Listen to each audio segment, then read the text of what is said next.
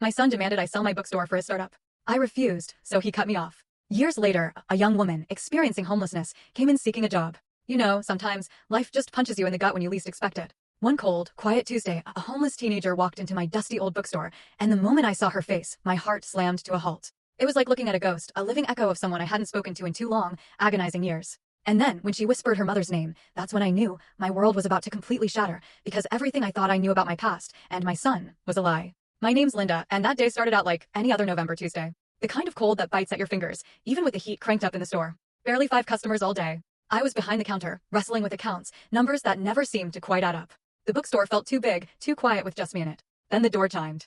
A girl walked in, maybe 16, 17. She was thin, the kind of thin that tells you she hasn't had a good meal in a while. Her backpack was worn, slung low. Her jacket too big, sleeves swallowing her hands. Jeans stained with dirt. But it was her face. Something about it grabbed me, tugged at a memory I couldn't quite place. She just stood there, right inside the door, like she wasn't sure if she should stay. Her eyes scanned the shelves, not casually browsing, but studying them. I gave her space, went back to my ledger. She drifted towards the fiction, then literary, her fingers brushing the spines gently. She pulled out a book, opened it, read the first page right there. I watched her from the corner of my eye. She was just killing time, I realized. Somewhere warm to be for a while. 20 minutes, maybe more, passed. She came back to the poetry table, picked up the book she'd left, held it close. Then she walked to the counter, stopped a few feet away. "Excuse me," she said, her voice so quiet.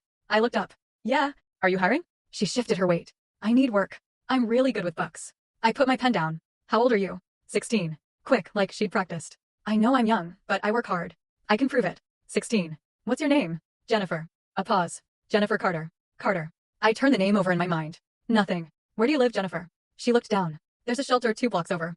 "I've been staying there." "A shelter. This kid was homeless." "You're not from around here?" "No. Upstate. I ran away from an orphanage about a year ago." "An orphanage?" 16 years old and already so much life behind her. "What about your parents?" She was quiet. "My mom died when I was 12. Her voice got smaller. "My dad died before I was born." That's what my mom told me. I watched her face, the way she said it, like she'd repeated those words so many times they didn't hurt anymore. "I'm sorry," I said. She nodded. "Thank you. What was your mother's name?" "Amanda." She looked up at me. "Amanda Carter." The air went right out of the room. "Amanda." I saw her then. Not this girl, but the girl from years ago. Dark hair pulled back. Soft voice. She used to come into this very bookstore to meet Chris, my son. She'd sit in the corner with him, reading poetry out loud while he pretended to pay attention. That was 16, 17 years ago. She came here all summer. Then she stopped. I asked Chris about it once. He shrugged. Said they broke up. Said she went back to her hometown. He didn't seem bothered by it. Just moved on. I never saw Amanda again after that. Full story on the channel. Link below. Click now and watch what happened next.